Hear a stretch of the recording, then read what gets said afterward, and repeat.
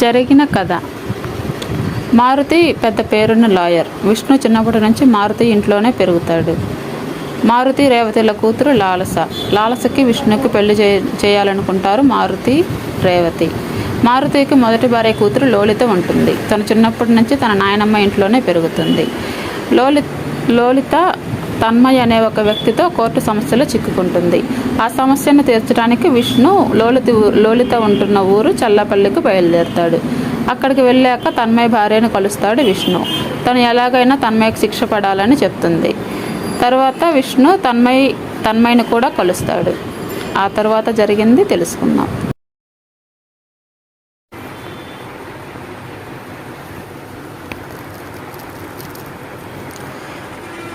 చదువుకునే రోజుల్లో ఎన్నో ఇంగ్లీష్ నవలలు చదివాడు విష్ణు. తెలుగు నవల సాహిత్యంలో పెద్దగా పరిచయం లేదు. చల్లపల్లి వచ్చాక తీరిక సమయాల్లో వసుంధరాదేవి సేకరించిన పుస్తకాలు చదవటం మొదలుపెట్టాడు. కొన్ని నవలల్లో కనిపించిన జీవిత స్ఫూర్తి, కళాత్మక విలువలు అతని విమర్శన చేశాయి. తెలుగులో ఇన్ని గొప్ప నవలలు వచ్చాయా? నవల చదివాక ఆశ్చర్యంగా అనుకునేవాడు. గోపీచంద్ అసమర్థన జీవయాత్ర చదివాడు. జీవిత దృక్పథం ఒకరి నుంచి నేర్చుకునేది కాదని, జీవిత అనుభవం ద్వారా ఎవరికి వారు తెచ్చుకోవాల్సిందేనని గ్రహించాడు. జీవిత సమస్యలను ఎదుర్కోవటం చేతగాక పలాయనవాదం వాడుకోవటం అసమర్థన జీవయాత్ర.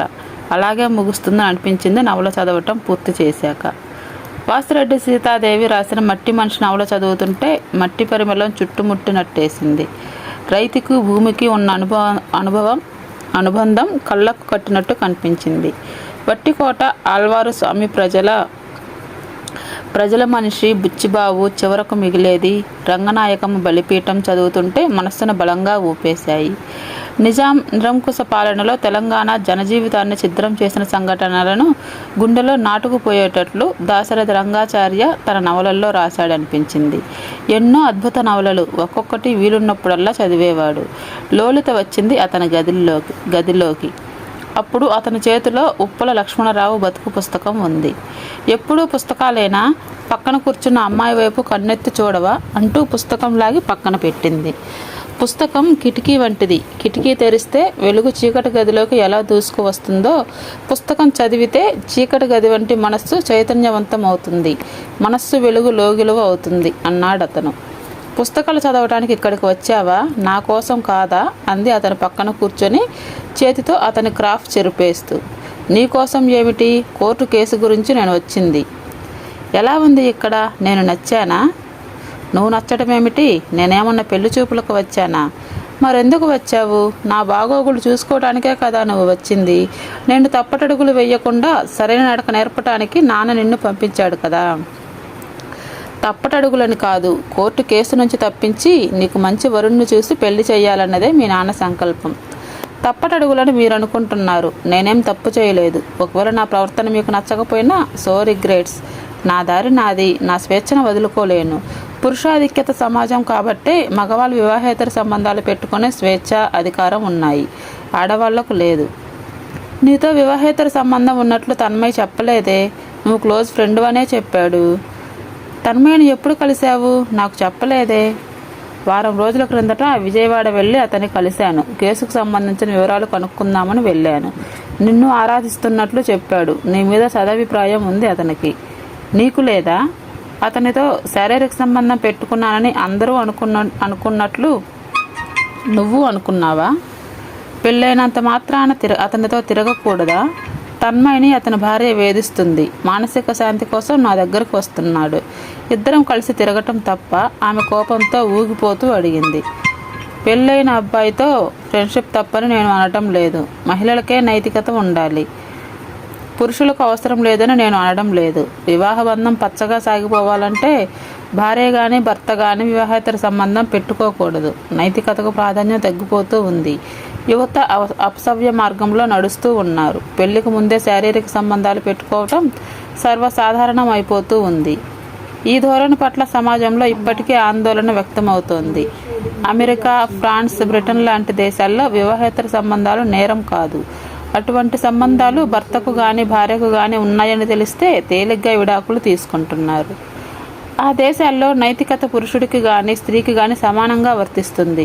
ఇక నీ కేసు గురించి మాట్లాడుకుందాం. నైమిష తన పిటిషన్లో నువ్వు ఆమె భర్తతో శారీరక సంబంధం పెట్టుకున్నట్లు, మీరిద్దరూ రిసార్టుల్లో ఉండగా పోలీసులకు దొరికినట్లు ఆరోపించింది. మీరిద్దరూ కలిసి తిరుగుతున్నప్పుడు తీసిన ఫోటోలు కోర్టుకు సమర్పించింది. ఆమె ఆరోపణలన్నీ నిజం కాదని మనం కోర్టులో ప్రూవ్ చేయాలి కదా. అమ్మాయి అబ్బాయి కలిసి తిరిగినంత మాత్రాన శారీరక సంబంధం ఉన్నట్లేనా? రాత్రిపూట నీ గదిలోకి వచ్చి 2 గంటలకు కాలక్షేపం చేస్తున్నాను. మన ఇద్దరి మధ్య శారీరక సంబంధం ఏర్పడిందని అనుకుంటే నేనేం చేయగలను అంది లోలిత. ఆమె కళ్ళల్లో కన్నీళ్లు ఉబికాయి. అది గమనించిన విష్ణు ఆప్యాయంగా ఆమె భుజం చుట్టూ చెయ్యి వేసి దగ్గరకు తీసుకున్నాడు. అతని ఛాతీ మీద తలవాల్ చేసింది. ఏదో ప్రశాంతత అతని ఆత్మీయత ఆలింగనంలో దొరికినట్లు అనిపించింది. అందరూ నా గురించి జాలి పడతారు. మా నాన్న, చెల్లెలు, నువ్వు అందరికీ అదే దారి. నన్ను అర్థం చేసుకోరు. మీరు అలా జాలి పడటం నచ్చదు. నేనేంటో మా నాయనమ్మ ఒక్కదానికే తెలుసు. మీరందరూ ఆశిస్తున్నట్లు ముక్కు మూసుకొని ఇంట్లో కూర్చోవటం, తాలిబొట్టు కట్టినవాడు తప్పితే మరొకరితో మాట్లాడకపోవటం అవన్నీ నాకు చేత కాదు. నాకు ఇష్టమైన రీతిలో నేను ప్రవర్తిస్తాను. నచ్చితే నాతో మాట్లాడండి, లేకపోతే దూరంగా వెళ్ళిపోండి. స్పష్టంగా తను చెప్పాలనుకున్నది చెప్పేసింది. లోలిత తన మీద వాలిపోవటం, ఆమె భుజాలు తను నిమరడం విష్ణువులో అనుకంపన సృష్టించింది. ఆమె ఫ్రాంక్నెస్ చూసి ముచ్చటపడ్డాడు. ఇటువంటి స్వీటెస్ట్ ఉమ్మన్ని పెళ్లి చేసుకుంటే ఎంత బాగుంటుంది అనుకున్నాడు ఒక్క క్షణం. మళ్ళీ ఆ భావన మనస్సులో చోటు చేసుకోవటం తప్పని అనుకున్నాడు. తన చేతితో ఆమె కళ్ళు తుడిచి బుగ్గలు నిమిరాడు. అతని చేతి వేళ్ల కొసలను ఆమె తన పెదవులకు హత్తుకుంది. ఆనందంతో పులకించిపోయాడు 2 క్షణాలు. వెంటనే లాలస మెదిలింది మెదడు పొరల్లో. తప్పు చేసిన వాడిలా లోలితకు దూరంగా జరిగి కూర్చున్నాడు. తరువాత చల్లపల్లి జమీందారు ప్యాలెస్కు విష్ణుని తీసుకువెళ్ళాడు సుంకయ్య. 20 ఎకరాల స్థలంలో ఉంది రాజుగారి కోట. ఎత్తైన స్తంభాలతో పొడుగాటి వసారాలతో కొట్టొచ్చినట్టు కనిపించింది ప్యాలెస్. చల్లపల్లి కోట కృష్ణా జిల్లాలోని పురాతన సంస్థానం దేవరకొండ. ఈ సంస్థానం మూల కేంద్రం చల్లపల్లి. మొఘల్ చక్రవర్తి నుంచి జమీన్ హక్కులు యార్లగడ్డ జమీందారు పొందాడు. రాజా అంకినీయుడు ఈ కోట కట్టించాడు బాబు. నిజాం ప్రభువులతో కూడా మంచి సంబంధాలు ఉండేవి. రావు బహదూర్ బిడుదలు ఉండేవి జమీందార్లకు. చల్లపల్లి జమీ పరిధిలో 62 గ్రామాలు, కొన్ని అగ్రహారాలు ఉండేవి. 190 చదరపు మైళ్ళ విస్తీర్ణంలో సంస్థానం ఉండేది. ఇప్పుడు రాజులు లేరు, జమీందారులు లేరు, ప్రజలే ప్రభువులు ఈనాడు అన్నాడు సుంకయ్య విష్ణుతో. పాతకాలం నాటి దర్వాజాలు, పెద్ద హాలు, విశాలమైన గదులు, మేడభాగంలో గదులు, ఆ కాలం నాటి గంగాలాలు, చలువురాతి బొమ్మలు, స్తంభాలపై చెక్కిన నెగిషీ పని, గోడలకు తగిలించి ఉన్న జమీందారుల చిత్రపటాలు చూస్తూ చాలాసేపు ప్యాలెస్లో గడిపారు వాళ్ళిద్దరూ. 17వ శతాబ్దం కాలం నాటిది ఆ ప్యాలెస్. కుప్పుస్వామి గారు జమీందారు దగ్గర పనిచేసే ఆ వైభవం కల్లారా చూసి సొంత భవనం కట్టించుకున్నాడన్నమాట అన్నాడు విష్ణు ప్యాలెస్ నుంచి బయటకు వస్తూ. కుప్పుస్వామి గారికి గుర్రం బండి ఉండేది బాబు. జమీలో ఎన్ని గ్రామాలు ఉన్నాయో జమీందారుకు తెలిసేది కాదు, కానీ అన్ని గ్రామాల్లోని రైతులతో దివానుకు పరిచయాలు ఉండేవి. ఏ ఊరు వెళ్ళినా కుప్పుస్వామికి రాజమర్యాదలు చేసేవాళ్ళు. పంటలు పండనప్పుడు భూమి శిస్తూ వసూళ్లు చేసేవాడు కాదు.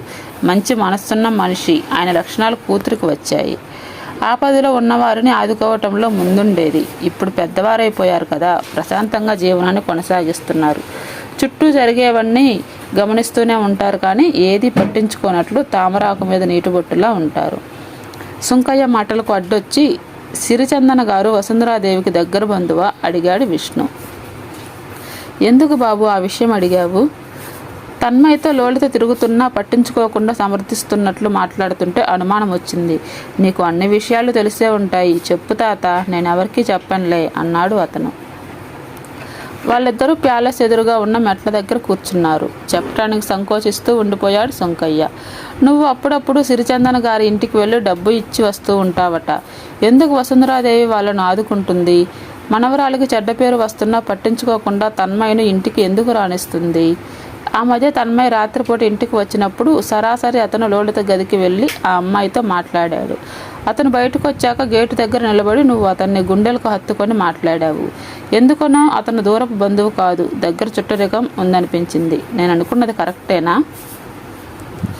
కొన్ని నిమిషాలు మౌనంగా ఉండి చెప్పటం మొదలుపెట్టాడు సుంకయ్య. పాత తరం ప్రేమ కథ అది. నాకు వసుంధరాదేవి మారుతి గారికే తెలుసు, వేరే ఎవ్వరికీ ఆ కథ తెలియదు. ఎవరికీ చెప్పాల్సిన అవసరం కూడా ఉండదేమో అని అనుకున్నాను. నువ్వు గుచ్చి అడుగుతున్నావు కాబట్టి చెప్తున్నాను. చెబితే వచ్చే నష్టం, చెప్పకపోతే కలిగే లాభం కూడా లేదు. ముక్త్యాల జమీ కృష్ణా నదీ తీరాన ఉంది. ముక్త్యాల రాజా వాసిరెడ్డి రామగోపాలకృష్ణ మహేశ్వర ప్రసాద్ ఆ ప్రాంతంలో జమీందారు. నాగార్జున సాగర్ కట్టడానికి ప్రభుత్వానికి 53 కోట్ల తన వంతు సహాయం చేశాడు. మంచి పేరున్న వ్యక్తి ఆ రోజుల్లో. ఆయన దగ్గర కుప్పస్వామి దివానుగా పనిచేశాడు కొంతకాలం. కుప్పస్వామికి తండ్రి మాట, తండ్రి అంటే గౌరవం, భయం కూడా ఉండేది. ఎదురు నిలబడి మాట్లాడడానికే జంకేవాడు. మా నాన్న కుప్పస్వామి తండ్రి బుచ్చినాయుడు దగ్గర పనిచేసేవాడు. నేను కుప్పస్వామి కంటే 2 ఏళ్ళు చిన్నవాడిని. రాజావారి బంధువుల అమ్మాయి మణిచందన అప్పుడప్పుడు దివాణంకు వచ్చిపోతూ ఉండేది. పేరుకు రాజావారి బంధువులే కానీ ఆస్తి లేదు. ఒకప్పుడు బాగా బతికిన కుటుంబమే. ఆ అమ్మాయి నాన్న మద్రాసు వెళ్ళి సినిమాలు తీసి చేతులు కాల్చుకున్నాడు. మూకీ సినిమాలు అవి. మూకీ సినిమా థియేటర్లో ప్రదర్శించేటప్పుడు మైకులో సినిమా కథ, డైలాగులు చెబుతూ ఉండేవారు. తీసిన సినిమాలు దెబ్బతినటంతో మద్రాసు నుంచి మకాం ముక్త్యాలకు మార్చారు మణిచందన కుటుంబం. మణిచందన బంగారు ప్రతిమలా ఉండేది. చేమంతి పూల పాదాలతో నడిచి వచ్చినట్లు వచ్చేది దివాణముకు. పాదాలకు వెండి పట్టీలు వేసుకువచ్చేది. మణిచందన మీద మనసు పారేసుకున్నాడు కుప్పస్వామి. తండ్రికి తెలియకుండా రోజు వాళ్ళ ఇంటికి వెళ్ళేవాడు. ఆ అమ్మాయిని పెళ్లి చేసుకుంటానని తండ్రికి చెప్పలేదు. ఆమెను విడిచి ఉండలేదు. తండ్రి మంచి మూడ్లో ఉన్నప్పుడు తనను గుళ్ళో పెళ్లి చేసుకున్న విషయం చెబుదామనుకున్నాడు. మణిచందన గర్భవతి అయ్యింది. బుచ్చినాయుడు కొడుకు పెళ్లి సంబంధం ఖాయం చేసుకొని వచ్చాడు. వసుంధరాదేవిని పెళ్లి చేసుకోనని మొరాయించాడు కుప్పస్వామి. నా సంగతి నీకు తెలియదు. నేను ఏదన్నా అనుకుంటే అది జరగాల్సిందే. కాబోయే మామగారు పెద్ద కాంట్రాక్టర్, లక్షల ఆస్తి ఉంది. నువ్వు రాజావారి దగ్గర దివానుగా పనిచేస్తున్నావని చెప్పగానే ఎగిరి గంతేసి మన సంబంధానికి ఒప్పుకున్నాడు. పెళ్లి ఖర్చులు కూడా ముందే ఇచ్చేశాడు. ఇంతకంటే మంచి సంబంధం నీకు దొరకదు అన్నాడు బుచ్చినాయుడు. అప్పుడు చెప్పాడు మణిచందన సంగతి తండ్రికి. చాటుమాటును చేసుకున్న పెళ్లి కూడా పెళ్ళేనా? ఆ అమ్మాయి గర్భవతి అయ్యాక తండ్రికి చెబుతున్నావంటే నీ తెలివితేటలు ఏ స్థాయిలో ఉన్నాయో తెలుస్తూ ఉంది. నువ్వు నోరు మూసుకుని నేను చెప్పినట్లు చెయ్యి. పెదమద్దాలిలో మన బంధువులు ఉన్నారు. అక్కడ ఉంచేద్దాం మణిచందనను. ప్రసవించాక తీసుకొద్దాం ఇక్కడికి. సంతోషపడ్డారు కొన్ని క్షణాలు తండ్రి మాటలకు. ఆ సంతోషం ఎక్కువసేపు నిలవలేదు. నువ్వు కాంట్రాక్టర్ గారి అమ్మాయిని పెళ్లి చేసుకో. మళ్ళీ పెళ్ళా? సరే, ఒక పని చేద్దాం. నువ్వు పెళ్లి చేసుకున్న అమ్మాయిని కడుపులో ఉన్న బిడ్డతో సహా బావిలో తోసేసి ఆత్మహత్య చేసుకుందని ప్రచారం చేసి అందరినీ నమ్మిస్తాను. మొదటి భార్య చనిపోతే రెండో పెళ్లికి చట్టం అడ్డు చెప్పదు. నిన్ను ఎవరో ఏమనరు మీసాలు మెలివేస్తూ అన్నాడు బుచ్చినాయుడు. అదిరిపోయాడు కుప్పస్వామి తండ్రి మాటలు విని. అన్నంత పని చేసే సామర్థ్యం ఉంది తండ్రికి. నోరు మెదపకుండా తండ్రి చెప్పినట్లే చేశాడు. అప్పుడప్పుడు వెళ్ళి మణిచందనను కలుస్తూ ఉండేవాడు. ఆడపిల్ల పుట్టింది. ఆ అమ్మాయి పేరు సిరిచందన. తన్మయ్ తల్లి సిరిచందన కుప్పస్వామి మొదటి భార్య కూతురా? ఆమెను చూడగానే మారుతి పోలికలు ఉన్నాయేమిటని ఆశ్చర్యపోయాను. వసుంధరాదేవి కొడుకు మారుతి సిరిచందనకు తమ్ముడవుతాడన్నమాట అన్నాడు విష్ణు ఆశ్చర్యపడిపోతూ. మారుతికి కూడా సిరిచందన అక్క అవుతుందని తెలిసింది. తండ్రికి మరో భార్య ఉందని, ఆమె కూతురే సిరిచందన అని తెలిసాక మళ్ళీ బంధం కలుపుకోవటం ఇష్టం లేకపోయింది. తన్మయ్ లోలిత పెళ్లికి ఒప్పుకోవడానికి అదే ప్రధాన కారణం. అయితే తన్మయ్ లోలిత బావమరదళ్ళు అన్నమాట. అవును బాబు, ఇంటికి వెళ్దాం పదండి. ఈ విషయాలేవి లోలితకు చెప్పకండి అన్నాడు సుంకయ్య. వాళ్ళిద్దరూ రాజాగారి కోట నుండి ఇంటి వైపు నడిచారు. తరువాత జీవితాన్ని బాగా అర్థం చేసుకున్న వ్యక్తి వసుంధరాదేవి. అర్థం చేసుకోగలిగితే జీవితం అంతా ఆహ్లాదంగానే ఉంటుంది. జీవితంలో అనుకున్నవేవి జరగవు. అనుకున్నట్లు అన్నీ జరిగినా ఏదో అసంతృప్తి, మరో కోరిక పుట్టుకొస్తుంది. ఎన్నో ఇబ్బందులు ఎదుర్కొంది. ప్రాణాధికంగా ప్రేమించిన తల్లిదండ్రుల రంగు తుడిచేసుకుని తెర వెనక్కు వెళ్ళిపోయారు. భర్త కూడా తన స్టేషన్ రాగానే చెప్పా పెట్టకుండా రైలు దిగి వెళ్ళిపోయాడు. ఎన్నో స్టేషన్లు, ఏ స్టేషన్ మనదో తెలియదు. రైలు మాత్రం ముందుకు పోతూనే ఉంది. ప్రయాణంలో ఎంతోమంది కలిశారు. వాళ్ళంతా తనతో పాటే చివరి స్టేషన్ వరకు వస్తారనుకుంది. కొంతమంది హడావిడిగా రైలు దిగిపోతే మరికొందరు చాలా దూరం మనతో ప్రయాణం చేసి గుడ్ బై చెప్పకుండానే వెళ్ళిపోయారు. ఎదురు సీట్లో చూస్తే కొత్త వాళ్ళు. వీళ్ళ ప్రయాణం ఎక్కడిదాకో. ముసలమ్మ ఎప్పుడు రైలు దిగిపోయిందో చెప్పకుండానే వెళ్ళిపోయింది అని అనుకుంటారేమో. అందరితో నవ్వుతూ ఆప్యాయంగా పలకరిస్తూ ప్రయాణం ముగించడం, ఎదుటివారికి చేతనైన సహాయం చేయడం, ఇది ఈ ప్రయాణంలో చేయాల్సింది. ఇంతమందితో ప్రయాణం చేయటానికి అవకాశం ఇచ్చిన భగవంతుడికి ధన్యవాదాలు చెప్పొద్దు. ఆ స్వామి ఏడి ఏ వేళలో వస్తాడో తనను కలవటానికి, అతని రాక కోసం ఎదురు చూస్తూ ఉండటమే. ఆయన వచ్చే సమయానికి ముద్ర నిద్రలో ఉంటానేమో. ఎవరో తన పక్కన పడుకొని మీద చెయ్యి వేసినట్లు అనిపించింది. మెలకువ వచ్చింది వసుంధరాదేవికి. ఆ చేతిని తడిమి చూసింది. మనమరాలే. ఏమిటి తల్లి, నిద్ర పట్టలేదా? లోలిత చెయ్యిని నిమురుతూ అడిగింది. అవును నాయనమ్మ, ఒకటే పీడకలలు. నిద్ర పట్టక నీ దగ్గరకు వచ్చాను. నీ మనసులో ఏదో అలజడి మొదలై ఉంటుంది. అందుకే నిద్ర పట్టడం లేదు. నిజంగానే నా మనసు అల్లకల్లోలంగా ఉంది నాయనమ్మ. రోజు రోజుకి లాలస మీద ఈర్ష్యా ద్వేషాలు ఎక్కువ అవుతున్నాయి అంది లోలిత నాయనమ్మకు మరింత దగ్గరగా జరిగి ఆమె చేతిని తన మీద వేసుకొని. చెల్లెలి మీద ఈర్ష్యా ద్వేషం పెంచుకోవటం ఎందుకు? అదేం చేసింది? నువ్వంటే ఎంతో ప్రేమ దానికి. కోపం ఉంటే నీకు మీ నాన్న మీద ఉండాలి. నిన్ను పట్టించుకోవటం లేదని మీ నాన్న మీద అలుగుతావు. నీ మంచికి వాడు ఏది చెప్పినా నువ్వు పాటించవు. దూరంగా ఉంటున్నా నీ మీద వాడికి ప్రేమ లేదని అనుకోకు. నీ కొడుకు కదా, ఆయన మీద ఈగ వాలనివ్వవు. సర్లే, అసలు విషయం చెప్పు. లాలస మీద నీకెందుకు కోపం? నాకు దక్కాల్సిన మా నాన్న ప్రేమ అది దక్కించుకుంది. విష్ణుని ప్రేమించి వల్లో వేసుకుంది. ఎంత ప్రయత్నించినా విష్ణు నాకు దక్కడం లేదు. అదేమిటి అలా మాట్లాడతావు? తన్మయ్యకు నైమిష నుంచి విడాకులు తీసుకున్నాక అతను పెళ్లి చేసుకుంటావనుకున్నాను. నువ్వంటే తన్మయ్యకి ప్రాణం కదా. నా మీద అంత ప్రేమ ఉన్నవాడు నైమిషను ఎందుకు పెళ్లి చేసుకోవాలి? మళ్ళీ నా వెంట ఎందుకు పడాలి? 2 నిమిషాలు మౌనంగా ఉండిపోయింది వసుంధరాదేవి.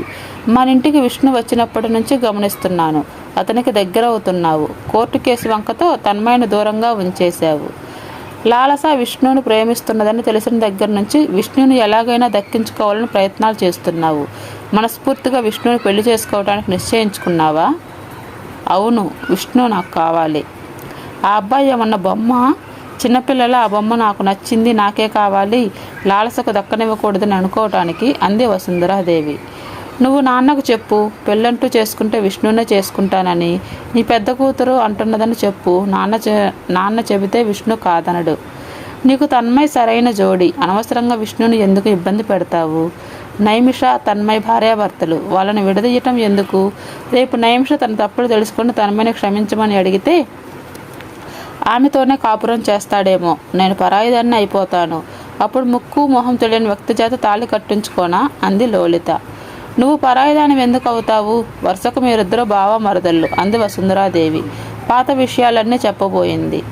అవన్నీ నాకు ఎందుకు చెబుతావు? విష్ణుని పెళ్లి చేసుకోవాలనుకున్నాను. మీ అబ్బాయిని ఒప్పించి మా ఇద్దరి పెళ్లి జరిపించు. లేకపోతే జీవితాంతం పెళ్లి చేసుకోకుండానే ఉండిపోతాను. గొంతు పెంచింది అంది లోలిత. ఉత్తమ మొండిదానివే. నువ్వు ఏది అనుకుంటే అదే జరగాలి. నువ్వు అనుకుంటే సరిపోయిందా? విష్ణు ఒప్పుకోవద్దు. ఆ విషయం నాకు వదిలేయి అంది లోలిత. నిద్రలోకి జారుకున్న మనవరాళ్ళు తల నిమురుతూ ఉండిపోయింది వసుంధరాదేవి. ఆమెకు నిద్ర పట్టలేదు. చాలాసేపు అటు ఇటు కదులుతూనే ఉంది. ప్రశాంతంగా ఉన్న వాళ్ళను ఆలోచనల్లోకి నెట్టేసి తనంత హాయిగా నిద్రపోతుందో అనుకుంది వసుంధరాదేవి పడుకునే ముందు. విష్ణు స్నానానికి వెళ్దామని బ్యాగులో బట్టలు తీసుకుంటూ ఉండగా సెల్ మోగింది. కాల్ రిసీవ్ చేసుకున్నాడు. ఫోన్ చేసింది మారుతి. గుడ్ మార్నింగ్ సార్ అన్నాడు విష్ణు. వచ్చే వారం నేను లాలస చెల్లపల్లి వస్తున్నాం. నిన్ను చూడాలని అనుకుంటూ ఉంది లాలస. మా అమ్మ కూడా ఫోన్ చేసింది. ఏదో ముఖ్యమైన విషయం మాట్లాడాలట అన్నాడు మారుతి. లాలస కూడా వస్తున్నదని మారుతి చెప్పగానే కొంచెం కంగారు పడ్డాడు విష్ణు. లోలిత తనతో చనువుగా ఉండటం చూసి ఏమనుకుంటుందో. సుప్రీంకోర్టు జడ్జిమెంట్ చూసావా అడిగాడు మారుతి. ఏ విషయం పైన? అదేనయ్యా, adultery will no longer be a crime in India. Indian penal కోడ్లోని సెక్షన్ 497 మీద సుప్రీంకోర్టు తీర్పు ఇచ్చింది కదా. లోలిత తరపున నువ్వు వాదిస్తున్న కేసులో ఆ జడ్జిమెంట్ను ఉపయోగించు.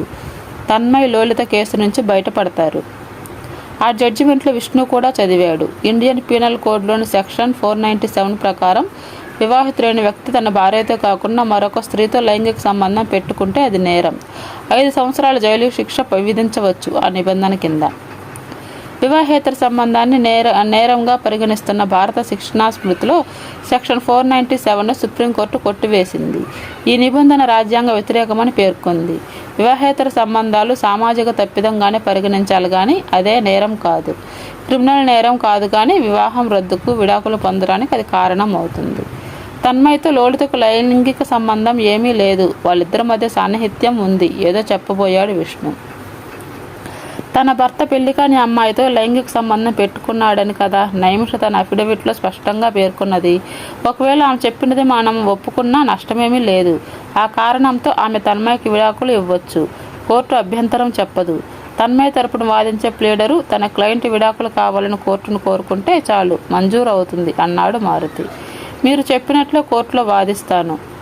ఎంతవరకు వచ్చాయి ఈ ఆర్గ్యుమెంట్స్? చివరి దశకు చేరుకున్నాయా? ఇంకా ఎంత సమయం పడుతుంది కేసు క్లోజ్ కావటానికి? తొందరగా లోలిత కేసు నుంచి క్లియర్ అయితే పెళ్లి చేసేయాలి. ఇద్దరి అమ్మాయిలకు ఒక్కసారే పెళ్లి చేయాలనుకుంటున్నాను. మా అమ్మ కూడా లోలిత పెళ్లి చేయమని చెబుతూ ఉంది. లోలితని పెళ్లి చేసుకునే అదృష్టవంతుడు ఎవరు సార్? మీ దృష్టిలో ఎవరన్నా ఉన్నారా? నువ్వే అన్నాడు మారుతి. ఉలిక్కి పడ్డాడు విష్ణు. నోట్లో నుంచి మాట రాలేదు. నేనా? అవునయ్యా, నువ్వే. లోలితకు మంచి మొగుడిని సెలెక్ట్ చేసే బాధ్యత నీదే. వేగంగా కొట్టుకుంటున్న విష్ణు గుండె కుదుటపడింది. తర్వాత లాలస ఫోన్ చేసింది. మీ నాన్నతో నువ్వు వస్తున్నావట కదా, నువ్వెందుకు రావటం? నీ హాస్పిటల్ వర్క్ షెడ్యూల్ డిస్టర్బ్ అవుతుంది కదా. లోలిత మీద కేసు ఫైనల్ స్టేజీకి వచ్చింది. వారం 10 రోజుల్లో కోర్టు ఆర్డర్స్ వస్తాయి. నేనే హైదరాబాద్ వచ్చేస్తాను అన్నాడు విష్ణు. నన్ను చూడకుండా ఒక్కరోజు కూడా ఉండలేనని అంటూ ఉండేవాడివి. దాదాపు 6 నెలలు అవుతుంది మనిద్దరం కలిసి. ఇక ఆగలేను, నిన్ను చూడాలి అంది ఆమె. I don't understand this big rush all of a sudden. ఎందుకంత హడావుడి? మీ నాన్న ఇక్కడికి వచ్చి 2 రోజులుండి తిరిగి వెళ్ళిపోతాడు. నువ్వు రావటం ఎందుకు అర్జెంటుగా? అతని మాటలు ఆమెకు అసహనాన్ని కలిగించాయి. నీలో ఏదో మార్పు వచ్చింది 6 నెలల్లోనే. నన్ను చూడాలని పరితపించేవాడివి మొదట్లో, ఇప్పుడేమో రావద్దంటున్నావు. Something is going on. నీ మనసు మారినట్లుంది. విష్ణుకి అర్థమైంది తన మాటలు ఆమె మనస్సును నొప్పించాయని. లోలిత ప్రవర్తన ఏ క్షణంలో ఎలా ఉంటుందో తెలియదు. లాలస మనస్సు నొచ్చుకుంటుందేమో, ఆ కారణం చేత రావద్దంటున్నాడు. తన మాటలు అపార్థం చేసుకుంది. అదేం లేదు, దిక్కుమొక్కు లేక అనాథగా తిరుగుతున్న నన్ను మీ నాన్న పదును పెట్టి వెన్ను తట్టి మనిషిగా తీర్చిదిద్దాడు. నువ్వేమో నా గుండెలో వెలుగు నింపి మధురమైన రాగాలను నింపావు. ఎన్ని జన్మలకైనా మీ రుణం తీర్చుకోలేను. నీతోనే నా బ్రతుకు, ఎప్పటికీ నా మనస్సు మారదు అన్నాడు అతను. ఆ మాటలు లాలస చెవులకు ఇంపుగా సోకాయి. సో మై డియర్, లోలిత వంటి అందమైన అమ్మాయి నీ పక్కన ఉంటే మనస్సు చెదిరిందేమో, నాకు దూరమైపోతావేమోనని బెంగతో అన్నాను. I want to with you forever. మరొకరికి నా హృదయంలో చోటు లేదు, చాలా స్పష్టంగా అన్నాడు అతను. Are you sure? Yes, I'm sure. నేను వచ్చేస్తాను మా నాన్నతో కలిసి. నీ ఒడిలో వాలిపోయి మోహన రాగం వినాలని ఉంది. నీ గుండెల్లో మధురమైన రాగాలు నింపానని చెప్పావు కదా, నవ్వుతూ అంది లాలస. అతను నవ్వేశాడు. జరగబోయేదేదో జరుగుతుంది, తను ఆదుర్తా పడటం ఎందుకు? తర్వాత కారులో హంసలదేవి వెళ్తున్నారు లోలిత, విష్ణు. లోలితే డ్రైవ్ చేస్తూ ఉంది. ఆమెతో ఎక్కడికి వెళ్ళకూడదు అనుకున్నాడు. ఏ ఉపద్రవం వస్తుందో. లోలిత పక్కన ఉంటే తన మనస్సు తన మాట వినదని తెలుసు. ఎక్కడికి రాను అన్నాడే కానీ ఆమె తన మాటలు పట్టించుకుంటుందా? మా ప్రాంతానికి వచ్చి హంసలదేవి చూడకపోతే ఎలా అంటూ బలవంతంగా అతన్ని కారులో తీసుకువచ్చింది. ఎంత దూరం ఉంటుంది చల్లపల్లి నుంచి? 33 కిలోమీటర్లు. అవనిగడ్డ, కోడూరు దాటుకొని హంసలదేవికి చేరుకున్నారు. సముద్రం ఎప్పుడన్నా చూసావా? ఒకే ఒక్క క్షణం చూశాను. కాలేజీ స్టూడెంట్గా ఉన్నప్పుడు ఎక్స్కర్షన్గా విశాఖపట్నం వెళ్ళాం. అప్పుడు చూడటమే అన్నాడు విష్ణు. రివర్ బెడ్ మీదుగా కారు హంసలదేవి బీచ్ వరకు చేరుకుంది. కారు దిగి శుతిమెత్తని ఇసుకలో నడుచుకుంటూ సముద్రం దాకా వెళ్లారు. సూర్యుడి కిరణాలు సముద్రాన్ని స్పృశిస్తున్నాయి. సాగర్ సంగమం అద్భుతంగా కనిపించింది. నది హృదయంలోకి చొచ్చుకు వస్తున్నది ఉప్పు నీరు. కృష్ణమ్మకు తన సందట చేర్చుకోవడానికి ఆరాటపడుతూ ఉంది సముద్రం. నది నడక ఆగిపోయింది సముద్రాన్ని కలువగానే. సముద్రాన్ని చూడగానే మనస్సు పులకరించిపోయింది. మాటలు రావటం లేదు. తరంగాల తలుకు వెలుకులు ముచ్చట గొలుపుతున్నాయి. అక్కడే నిలబడ్డారే, లోపలికి రండి. పెద్దగా లోతు ఉండదు. కెరటాలు చేతులతో ఆహ్వానిస్తున్నట్లు అనిపించింది. విష్ణు చేతిని పట్టుకొని సముద్రంలో ముందుకు నడిచింది. ఆమె కాళ్ళ కింద ఇసుక కోసుకుపోయినట్లు అనిపించడంతో తూలి పడబోయింది. అతను ఆమె నడుం చుట్టూ చెయ్యి వేసి ఆపాడు. అతన్ని గట్టిగా పట్టుకుంది, పడిపోతానేమోనన్న భయంతో. ఆమె నుంచి పూల పరిమళం అతని చుట్టూ వేసింది. ఆ సుందరుని చూడగానే సాగర కెరటాలు తమ హస్తాలతో సుకుమారంగా స్పృశించినట్లు అనిపించింది. ఒక రాత్రి ఆమె కవిగిట్లో నలిగిపోయి ఇక జీవితం ముగిసిపోయినా పర్వాలేదన్న ఫీలింగ్ వచ్చేస్తుంది. అతని వైపే చూస్తూ నవ్వుతుంది ఆమె. ఆ చూపుల సోయగం అతనిలో తొత్తరపాటు కలిగించింది. పెద్ద కెరటం వచ్చి వాళ్ళిద్దరినీ తడిపేసింది. తడిసిన చీరలో ఆమె ఒంటి సంపులు చూస్తూ పిచ్చివాడైపోయాడు. ఉద్రేకంతో ఊగిపోతూ ఆమె భుజం చుట్టూ చెయ్యి వేసి దగ్గరకు లాక్కున్నాడు. ఎవరన్నా చూస్తారు, ఏమిటి చిలిపి పనులు ఆమె అన్నట్లుగా అనిపించింది. కానీ సముద్రం అందాలు చూడటంలోనే ఆమె నిమగ్నం అయిపోయింది. చెల్లెలు చల్లపల్లి వచ్చాక మళ్ళీ హంసల దీవి వద్దాం అంది లోలిత. లాలస ప్రస్తావన తెచ్చేసరికి బిగుసుకుపోయాడు. ఏదో తప్పు చేసిన వాడిలో ఆమెకు కొంచెం దూరంగా జరిగాడు. ఆమెతో సాన్నిహిత్యం ప్రేమగా మారి మనసు పొరల్లోకి చొచ్చుకుపోతున్నట్లు అనిపించింది. అద్భుతంగా కనిపించే సాగర సంగమం ఎందుకో అతనిలో గుబులు రేకెత్తించింది. కృష్ణమ్మ కలిసిపోవటానికి సమాయత్తం అయిన సాగరుడిలో ఏదో ఘోష, అలజడి, లయతో కూడిన ప్రతిఘటన. ఆగు ఆగు, తొందరపడకు, నేనింకా సంయోగానికి సిద్ధం కాలేదు, ప్లీజ్ వెయిట్ అన్నట్లు అనిపించింది.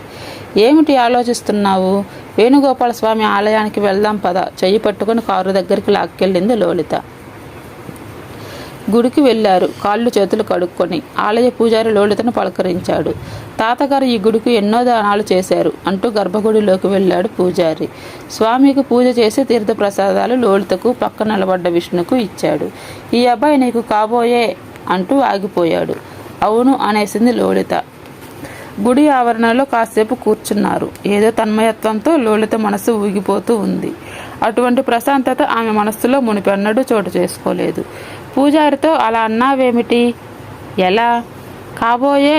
ఆ తర్వాత పదం పలకలేక ఆగిపోయాడు. అవును, కాబోయే కదా. నన్ను పెళ్లి చేసుకుంటే పర్మనెంట్గా మొగుడైపోతావు కదా. నువ్వు నా మెడలో తాళిబొట్టు కడితే అంతకంటే అదృష్టం ఉంటుందా అంది ఆమె. తలంచుకున్నాడు విష్ణు. కళ్ళలో లాలస మెదిలింది. మనస్సంతా ఆమె పరుచుకుపోయింది. ఓడిపోయాను. ఎంత కంట్రోల్లో ఉండాలన్నా ఉండలేకపోతున్నాను. నన్నెంత గాఢంగా ప్రేమించావు. నా మనసు లోలితకు దగ్గరవుతుందని నీకు తెలిస్తే ఎంత క్షోభపడతావు. ప్రశాంతంగా సాగిపోయే మన ప్రేమ వివాహానికి అడ్డుకట్ట వేశాను. ఎందుకు ఇలా జరుగుతుంది? తొందరగా వచ్చేయి లాలస. సముద్రంలో మునిగిపోతున్న నాకు చేయూతనిచ్చి నీ సందిట చేర్చుకో. I love you Lalasa, I love you. అతను తనలో తాను గొనుక్కోవటం గమనించింది లోలిత. ఏమైంది విష్ణు? అతని భుజం కుదిపి అడిగింది. ఉలిక్కి పడ్డాడు. ఎక్కడ ఉన్నామో కూడా తెలియటం లేదా? ఏదో ట్రాన్స్లోకి వెళ్ళినట్లున్నావు. ఆర్ యూ ఓకే అంది లోలిత. ఓకే ఫైన్, వెళ్దాం పదా అన్నాడు అతను లేచి నిలబడి. కారు చల్లపల్లి వైపు దూసుకుపోయింది. తరువాత కారులో హైదరాబాద్ నుంచి చల్లపల్లి వస్తూ ఉంది లాలస తండ్రితో కలిసి. 2-3 సార్లు విష్ణుకు ఫోన్ చేసింది కానీ అతను అవుట్ ఆఫ్ కవరేజ్ ఏరియాలో ఉన్నాడన్న మెసేజ్ వచ్చింది.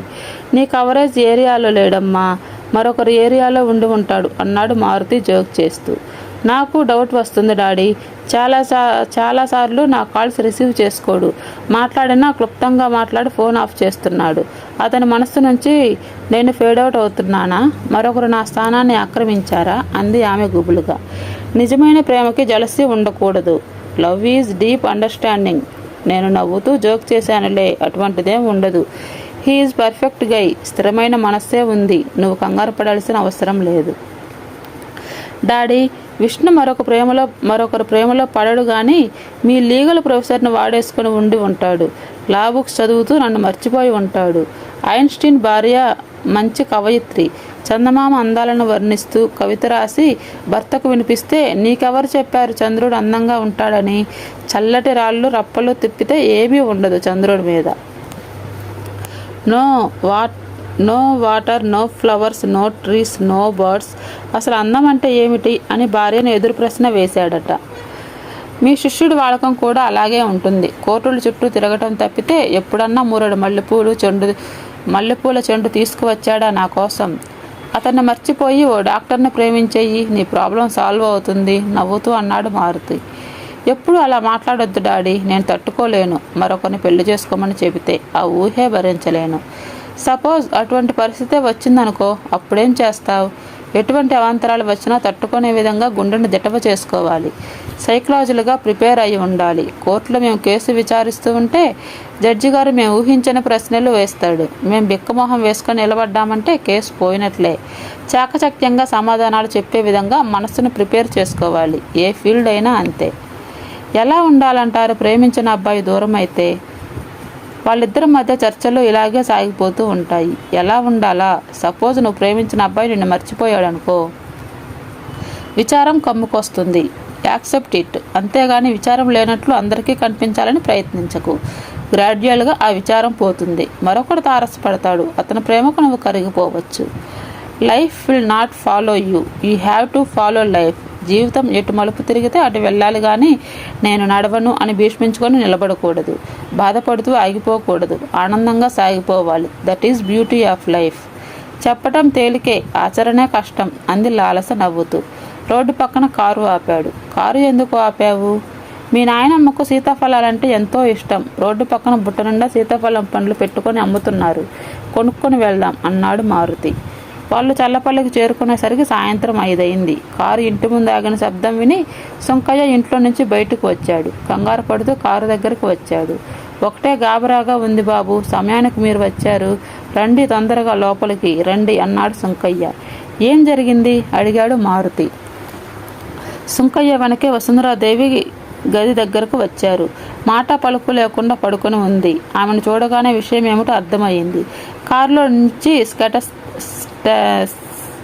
స్టెథోస్కోప్ తెచ్చి నాయనమ్మకు పరీక్ష చేసింది లాలస. నాని, నా వైపు చూడు, ఎలా ఉంది అడిగింది లాలస. భుజం లాగుతూ ఉంది. ఛాతీ మీద ఎవరో కాళ్ళు పెట్టి నొక్కుతున్నట్లుగా నొప్పిగా ఉంది. నూతిలో నుంచి వస్తున్నట్లు వచ్చాయి ఆమె నోట్లో నుంచి మాటలు. నాయనమ్మకు స్ట్రోక్ వచ్చింది. వెంటనే హాస్పిటల్లో చేర్పించాలి అంది లాలస. ముందు దగ్గరలో ఉన్న హాస్పిటల్కు తీసుకువెళ్ళి ప్రాథమిక చికిత్స చేయించి అక్కడి నుంచి అంబులెన్స్లో విజయవాడ తీసుకువెళ్లారు. ఎలా ఉందమ్మా, కోలుకుంటుందా అడిగాడు మారుతి ఐసీయూ నుంచి బయటకు వచ్చిన కూతుర్ని. నో ప్రాబ్లం డాడీ, వెంటనే తీసుకువచ్చి హాస్పిటల్లో చేర్పించాం కదా. బైపాస్ హార్ట్ సర్జరీ చేయాలన్నారు. ఆ ఏర్పాట్లలో ఉన్నారు డాక్టర్లు. వాళ్ళిద్దరూ క్యాంటీన్కి వెళ్ళి కాఫీ తాగారు. మధ్యాహ్నం సూర్యాపేటలో ఫుడ్ కోర్టులో లైట్గా టిఫిన్ చేయడమే. లోలితకు ఫోన్ చేశారా? ఎక్కడ ఉంది తండ్రిని అడిగింది.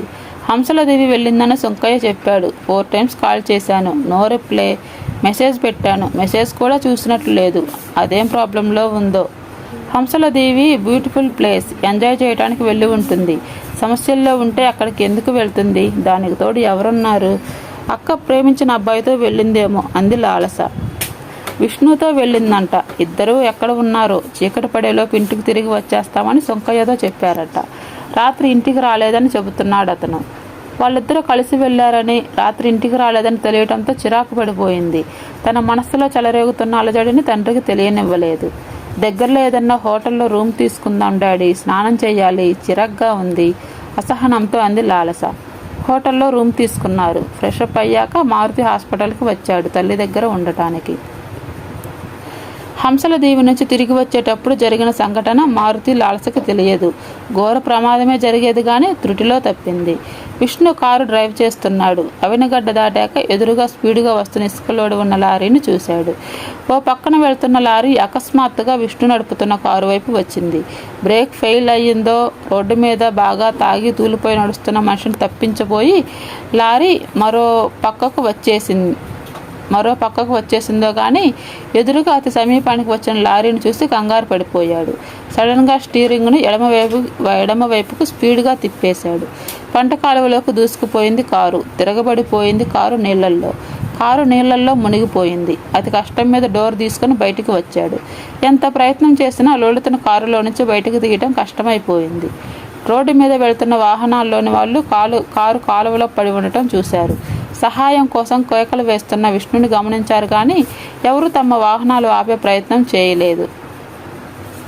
ఎడ్లబండి మీద పొలం పనులు ముగించుకొని ఇంటికి వెళ్తున్న 3 రైతులు కాలువలో నిలబడి కేకలు వేస్తున్న విష్ణుని చూసి ఎడ్లబండి దిగి సహాయం చేయడానికి విష్ణు దగ్గరకు వచ్చారు.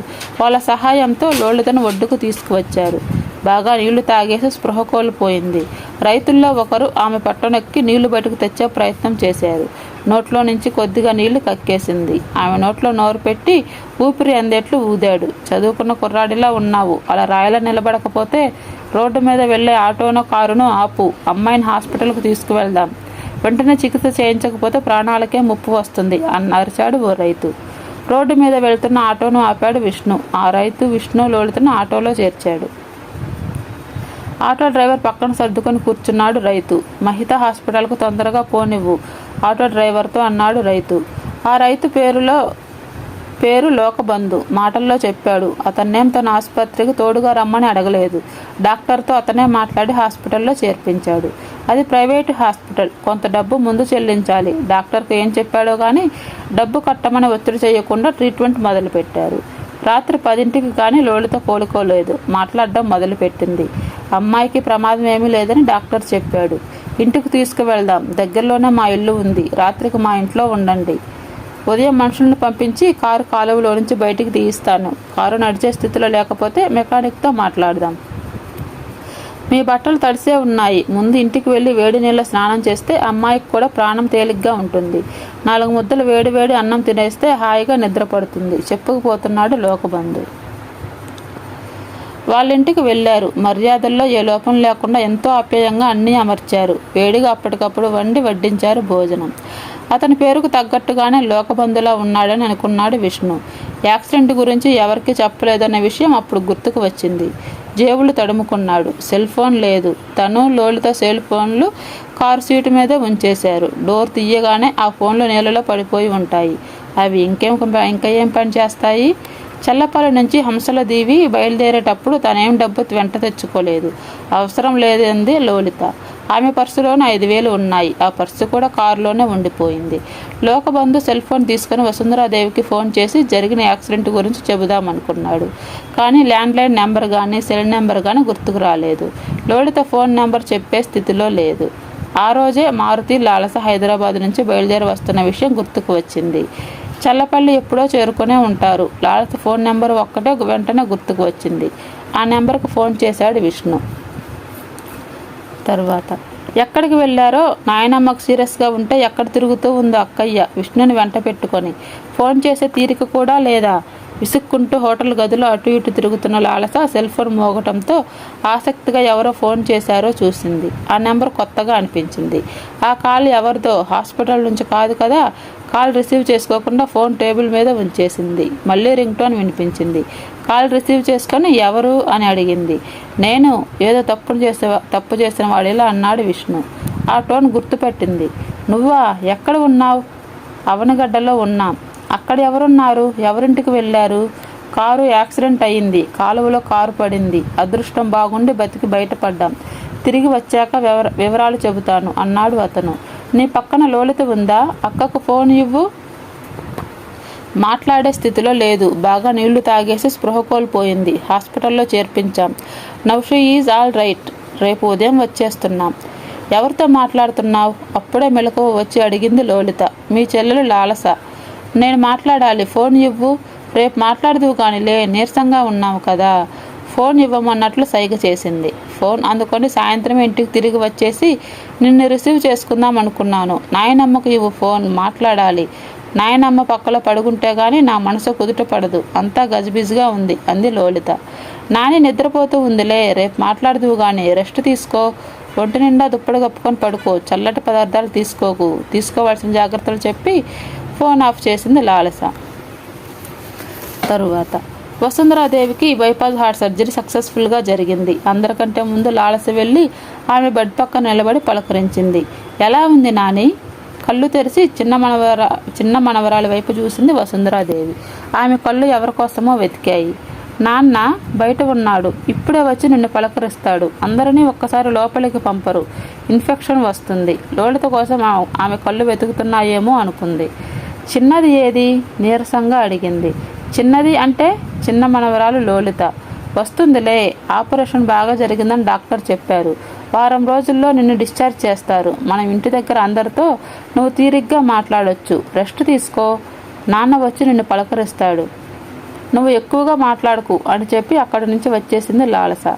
కారిడార్లో నిలబడ్డ తండ్రి దగ్గరకు వచ్చి, చూసావా నాన్న, నేను నాయనమ్మని హాస్పిటల్కు తీసుకువచ్చి దగ్గరుండి ఆపరేషన్ చేయిస్తే నన్ను ఒక్క క్షణం చూసి లోలిత గురించి అడిగింది. అక్క మీదే నానికి ప్రేమ ఎక్కువ అంది లాలస. కూతురు తల నిమిరాడు.